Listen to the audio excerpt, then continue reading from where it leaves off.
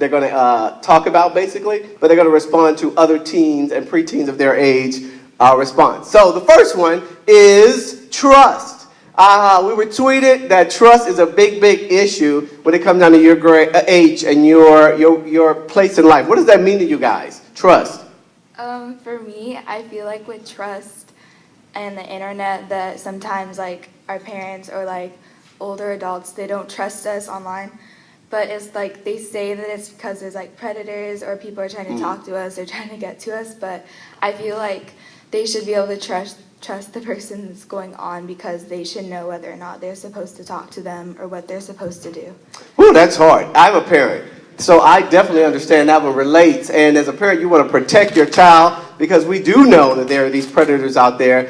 At the same time, I understand what you're saying. You're in an age now where you kind of want to be given, excuse the language, but enough rope to hang yourself by. Is that what I mean? To prove you have convictions and giving you a chance. Innocent before proven guilty.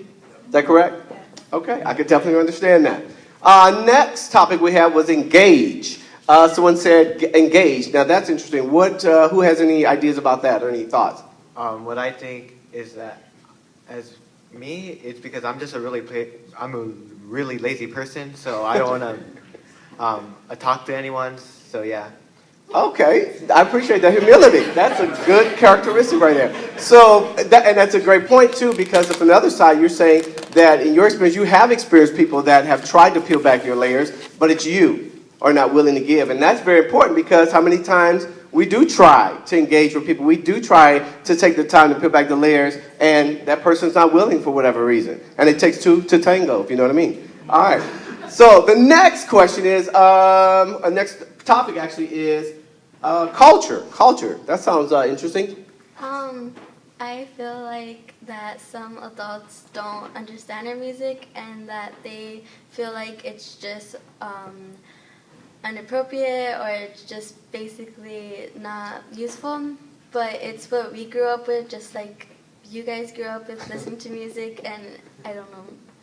Okay, I can see that. I can understand that too. So you basically, what I hear you saying is you it's hard to get to your heart if you're feeling judged.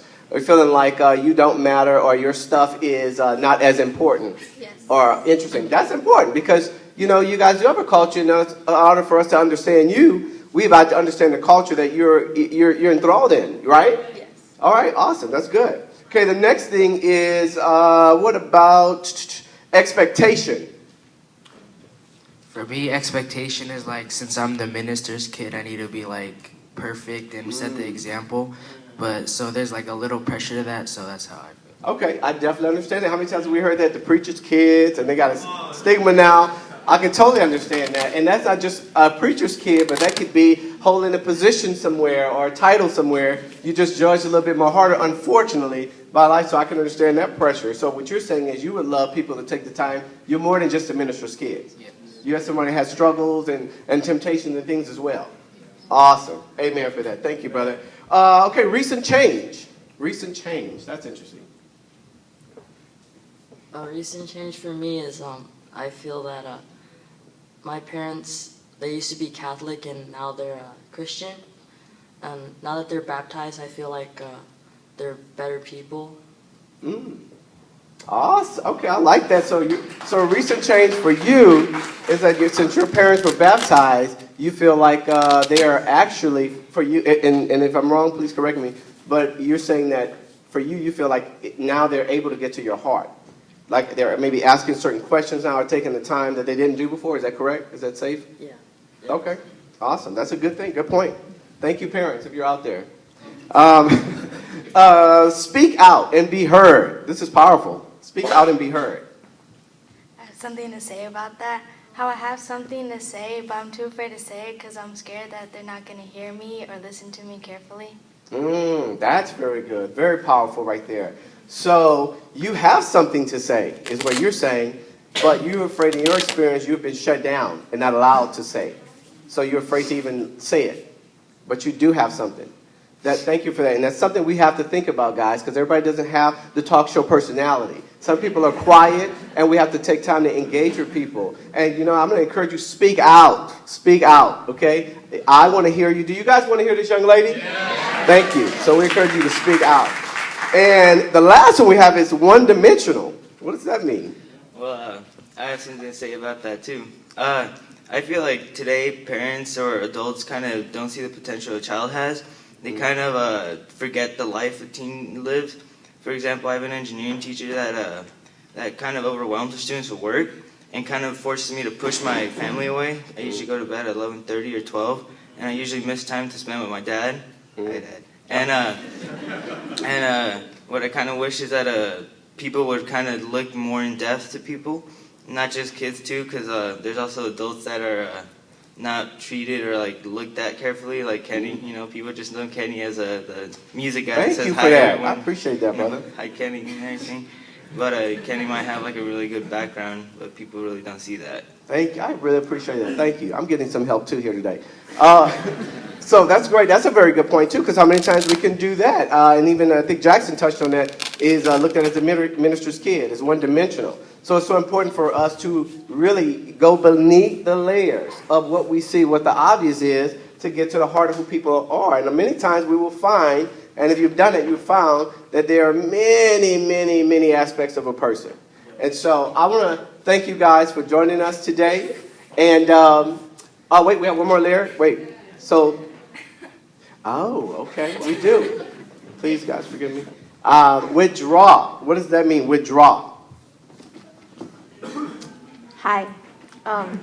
Well, withdraw means to me is that, sometimes I get nervous to, talk to the adults, and I don't know what to say, and it's awkward. I usually just say hi, give them a hug, and they just ask how you're doing. But I feel like you guys should, have the time to, get to know us, and, yeah. Okay, I totally understand what that means now. So you're saying to draw you out, basically. And there's sometimes you're either afraid or you don't know what else to say, but you don't want to end the conversation. You just kind of want them to engage a little bit more with you, to draw you out. That's good. That's really good. That's tough. And if you have married people, we have married people in this house, because I think you can understand what that means for sure. Because sometimes we just want to move on so quickly because we're so busy. We have things to do. So take the time and draw people out. That's important. Well, guys, thank you. Did I miss anything else? Anybody else? Help me out? Okay, I think we're good. All right, guys, well, I want to thank you for tuning in to Real Talk Christian Walk. Join us next week when we talk about living out your faith. Thank you. And thank you guys for joining us.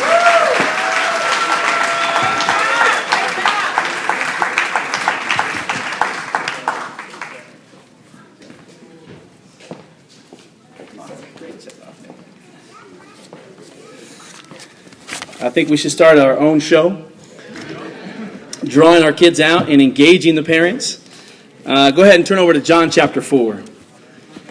I pray that that helped us. I know the kids were nervous to be able to share today, so I do want to encourage us as adults. Let's, when we see them in the crowd, let's engage them. Let's just give them a hug and not just say give them a hug and say hello. I think LP shared, just ask some questions to get to know them. That they're kids. I think I love talking to Jackson about some of these things, because I don't want my kids to feel the pressure because they're the preacher's kid. But here's the thing, they're going to feel pressure because they're the preacher's kid. That's just part of life. That's part of the territory. But I've got to be able to, as a parent, continue to disarm those things and continue to be humble and continue to really allow my kids to be who they want to be while mom and dad don't bend in our convictions. And so for me, there's no kind of set way to do it and how to raise your kids. I've never raised a 14-year-old or 12-year-old, so I'm learning. But the things that I wrote down, you guys wrote some things down. I wrote down the importance of trust, that our kids feel like we trust them. Especially in the area of technology with internet. And, May and I talk with Jackson and Jarek a lot about how they make choices and what choices you make and the consequences for your choices. But the two things that really hit me, not only trust but engage and then withdraw. I think a lot of our young kids sometimes want to withdraw and they pull away. And I think how do we have engaging conversations? It takes someone to break the ice. And let us as adults, let us as older men and women of faith make a decision to engage our preteens and our teens to really have engaging conversations. Conversations always lead to connection. So if you have a hard time with your connection, Whether it's God, whether it's in the church, I really want you to look at the conversations that you're having. Or are you even having conversations? Because I don't know about you guys. If you're like me, sometimes I just don't want to have a conversation. I'm tired. You ever had one of those long days? I just don't want to have a talk about the 10th time about doing the dishes and taking the trash out. I'm just going to watch the television. I'm going to let this one fly. And I think for me, shame on us as adults if we just suppress the important need of conversations in our own families and don't really address the things in our kids' lives, in our wives' lives, in our marriages. Amen? You know, today our kids are growing up so fast. And before you know it, Xbox 360 is going to raise our kids. The reality TV shows are going to raise our kids. And I don't want that to be. I want to change and reset the way that I grew up and the way that I wanted my parents to really engage with me. And what a great opportunity, but to learn from the kids this morning. And so some practicals that I took away. Number one, make a decision today to start having open conversations with your kids, with each other. Number two, if you're not a parent, if you're single and you're married, make a decision today to start having open conversations with your family, with your coworkers, about what you believe, about what they believe. Seek to understand, don't seek to judge and criticize, and think that you're better because of your faith and you know where your faith is at. Now, I always think about my own life. I didn't complete my faith unless someone had a conversation with me to ask me about my faith. But yet, here's the thing. In our society, we don't want to confront each other and we don't want to talk about the hard issues to have to talk about. We'd rather avoid it, suppress it, and not deal with it. Well, here's the thing. Deal with it by the time they're 6, 7, or deal with it by the time they're 21. Which one? Earlier the better. Amen, church? Amen. But it's an opportunity for us to have conversations. You know, John chapter 4, we always got to go back to Jesus. And let me just close off with this passage. In John chapter 4, you know, Jesus was the epitome of a man who had conversations. He was busy. He had a crazy life. He was criticized. He was judged. He was ridiculed. He was mocked. He was laughed at. He was sometimes laughed at in public often. But see, it didn't shirk or surprise Jesus because Jesus knew why he had come. As a Christian, we know why we come. We come to love God and love others and bring as many people with us as possible. We don't have it figured out. We don't know everything. But you know one thing. Jesus has it figured out. In John chapter 4, let me just read some scriptures and then pray. The Pharisees heard that Jesus was gaining and baptizing more disciples than John. Although in fact, it was not Jesus who baptized, but his disciples. When the Lord learned of this, he left Judea and went back once more to Galilee. Now he had to go through Samaria. So he came to a town in Samaria called Sychar, near the plot of ground Jacob had given to his son Joseph. Jacob's well was there, and Jesus, tired